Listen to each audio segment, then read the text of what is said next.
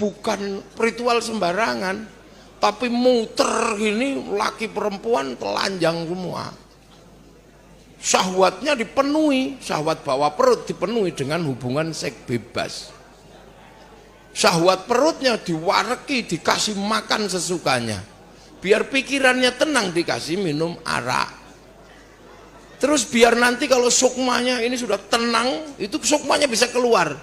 Supaya sukmanya nanti nggak kehilangan arah, dikasih makan daging manusia, namanya panca. Dan kita adalah penerus para wali. Makanya ono wong kok musyrik no tumpeng ceritani dene kok isih ngeyel ya tapuk lambene ngono.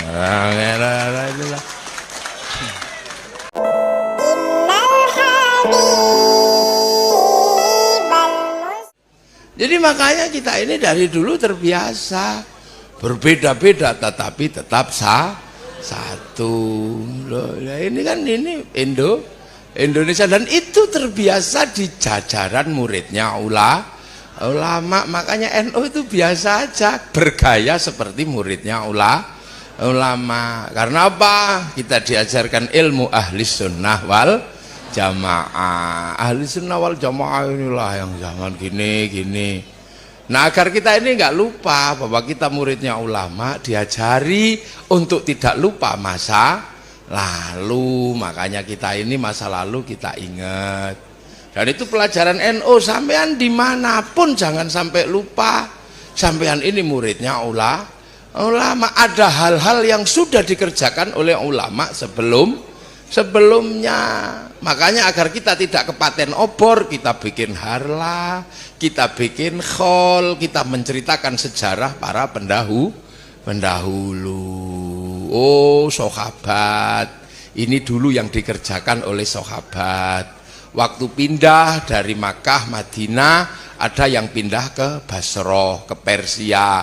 Oh, ini kita tahu sejarahnya lah. Di Persia Islam ketemu dengan namanya ajaran Majusi, ajaran Majusi, karena di sana ketemu raja besar namanya Raja Rustum.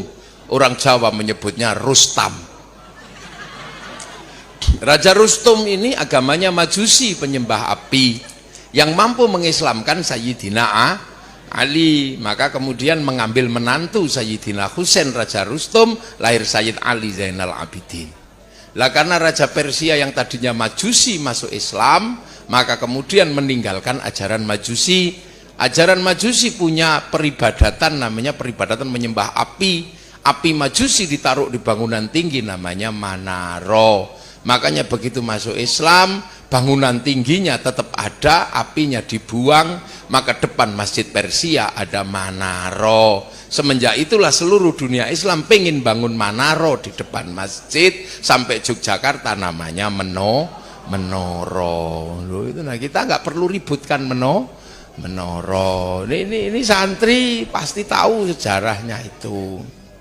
Kemudian di situ ada peristiwa terbunuhnya Sayyidina Husain di bulan Asyura. Maka santri-santri mengenang peristiwa bulan Asyura, menyebut bulan Asyura dengan sebutan bulan Suro. Makanya santri di Yogyakarta kalau bulan Suro bikin santunan anak yatim. Kenapa? Karena memperingati terbunuhnya Sayyidina Husain. Termasuk tidak mantu orang Jogja, itu adalah tradisi santri. Karena itu bulan duka, jangan bikin pesta makanya bulan 1 Suro di Jogja ada muter beteng 7 kali tanpa ngomong. Ini bulan duka, ojo kokean cangkem ngono toh maksudnya itu.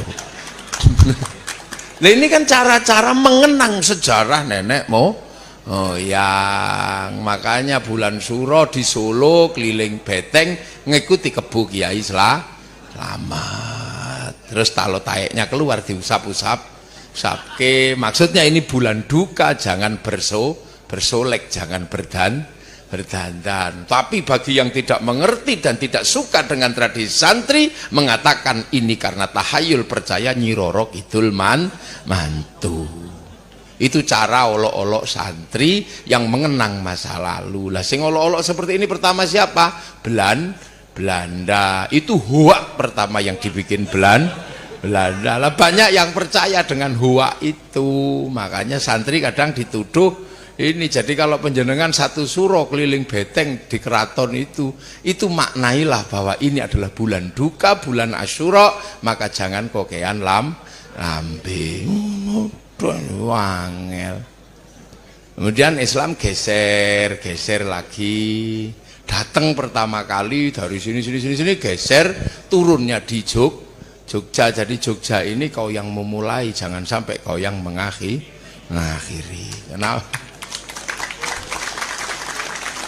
Ya karena yang masuk ke sini dulu namanya Sayyid Jamaluddin Al-Husaini Al-Kabir, ila Jawa menyebutnya Syekh Jumadil Kubro. Naik ke Gunung Merapi. Kenapa? Karena orang sini takut Merapi yang bledas-bledos itu. Karena 1006 pralaya ini runtuh. Nah, Syekh Jumadil Kubro naik ke situ untuk meredakan gunung, sebab gunung itu takut sama Quran. Lau anzalna hadzal qur'ana ala jabalin la ra'aitahu khashi'an mutasaddian min khasyatillah. Itu dibaca. Kalau gunung sudah mulai gini itu baca. Ya itu dibaca. Lah makanya Mbah Marijan juga baca itu kalau gunung sudah bergerak, dibaca sama Mbah Marijan terjemahan ayat itu, dibikin kidung namanya Kidung Kacer. Kenapa? Karena Syekh Jumadil Kubro Mbah Marijan nggak bisa baca surat Al-Hasyr, keluarnya Kacer. Loh, selamat datang istri saya. Monggo lho. Kok ijenan sapa sing ngancani ta? Endi? Lho mulai kabeh. Ya wis nak lungguh mburi kono. Kono ana sing wedok rene ngancani bojoku kene. Kene nduk. Ayo kene. Lho NU iki biasa ngono. Kene. Kene sampean munggah rene. Heeh wis nang rene kok datang ngene-ngene barang. Nah. Kono sebelah kono. Lah kono nah kae sampean rene ngancani. Nggih, lho. Kuwatir kula rabi meneh dikancani. Lha sakjane kula niku ya wani, ning bojo kula luwih wani.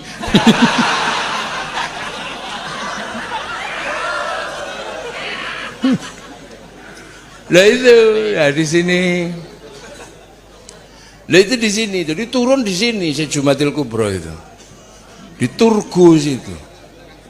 Makanya saya sedih waktu di sini, saya setiap naik para kiai-kiai sepuh dari daerah yang lain naik itu ke Turgu, susahnya luar biasa. Karena nggak bisa, harus manjat pohon-pohon oyot-oyot itu. Akhirnya saya minta kepada pemerintah tolong bikinkan jalan, dan alhamdulillah insya Allah tahun ini selesai dibikinkan jalan. Nanti penjenengan besok tepuk tangan rapopo sing banter. Itu kan monumen-monumen bersejarah kita, asal usul nenek moyang kita itu di situ. Nah di situ itu waktu itu para wali, para ulama pertama datang ya.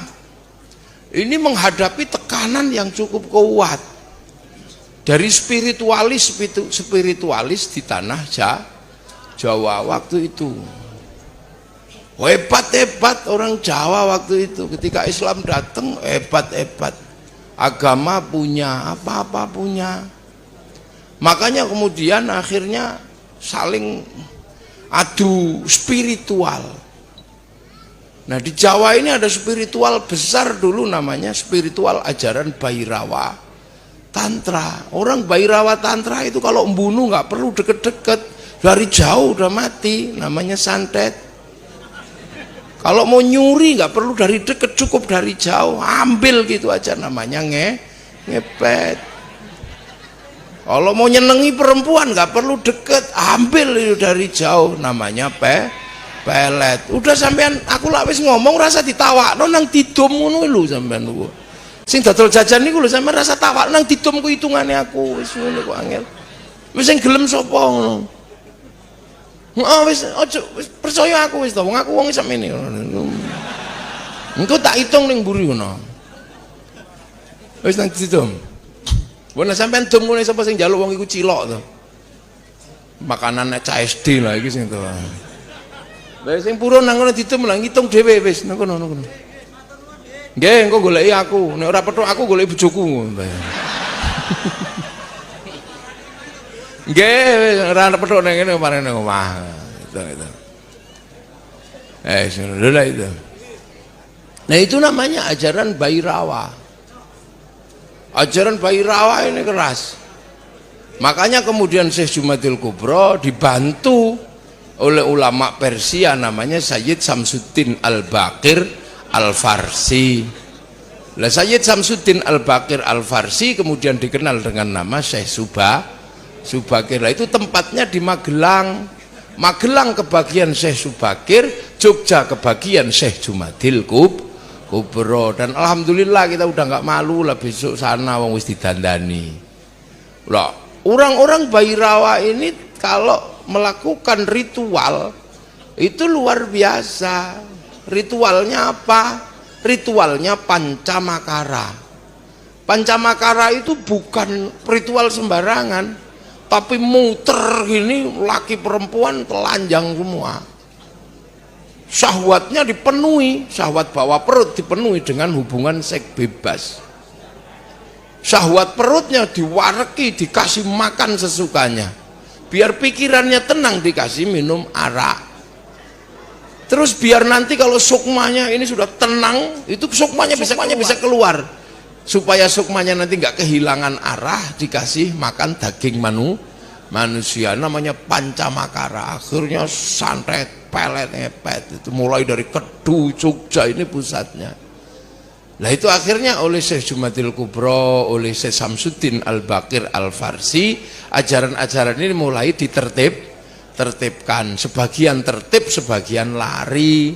Ada yang lari ke selatan di sekitar Parangkusumo, yang ke barat lari ke Gunung Serandil di Jambi Pitu Cilacap, lari ke Sukabumi, terus ke barat ke Banten. Yang ke timur naik Gunung Lawu, naik Gunung Kawi, masuk ke Alas Purwo. Lah di sana ajaran ini kemudian ditertibkan sama putranya Raden Rohmat, namanya Sunan Bonang. Nah Raden Rohmat ini putranya Mbah Ibrahim Asmoro Kondi, putranya Syekh Jumadil Kubro Turko. Jadi sejarah perwalian di Nusantara mulainya dari tanah Yogyakarta. Nah itu. Lah akhirnya sebagian hilang, tertibkan lagi sama Sunan Bonang, berada di daerah Kediri di sekitaran Patung Totok Kerot, daerah Pagu Pamenang. Tertibkan di sana, akhirnya orang Bhairawa ikut sama para wali. Jenjeng Sunan saya ikut, ya wes mutermu tetep gak apa-apa, tapi jangan telanjang. Maka dikasih baju, laki perempuan dipisah. Terus arak itu haram, maka diganti teh, kopi. Lah tumpeng itu nasi halal tidak apa-apa, tapi ingkung manusia itu diganti sama ingkung pitik. Mantra Ngrogo Sukmo diganti kalimat tauhid la ilaha illallah. Akhirnya kemudian terjadi pertemuan antara ajaran Islam dan ajaran Nusantara. Makanya kemudian sampai sekarang kita masih menyisakan adat tumpeng sama ingkung. Musyrik tidak, ya tidak. Yang musyrik adalah yang awal diajarkan oleh Bhairawa, yang ini diajarkan oleh para wali. Karena santri sering mengikuti sejarah para wali, membenarkan para wali, maka santri tidak pernah komplain dengan budaya tumpeng. Makanya sampean kalau ada budaya tumpeng, itu adalah budayanya para wali. Untuk apa? Mempertemukan Islam dengan budaya Nusantara. Dan kita adalah penerus para wali. Makanya ono wong kok musyrik no tumpeng diceritani dene kok isih ngeyel ya tapuk lambene ngono. Lah itu kita ini terus ngikuti. Makanya muridnya ulama ini, nah mulai ada pertemuan budaya. Kaum muslimin diperkenalkan baju pertama oleh para wali adalah bajunya Rasulullah, pakai jubah. Sampai orang Indonesia, orang Jawa menyebutnya baju syar'i, Karena itu adalah syariat Rasulullah pakai jubah. Ya ndak ditolak jubahan. Cuman jubah susah dipakai tandur atau derep. Maka akhirnya para wali berijtihad. Itu ijtihadnya apa? Jubah itu dipotong. Nah, supaya identitas syar'inya tidak hilang, maka baju syar'i yang dipotong dikasih nama syar'un. Nah, orang Jawa nggak punya huruf ain, punyanya monggo botongo, maka syar'un jadi sarung, saruan jadi sarungan. Lah inilah syar'un. Ini makanya kiai santri pakai sarung ini ndak apa-apa.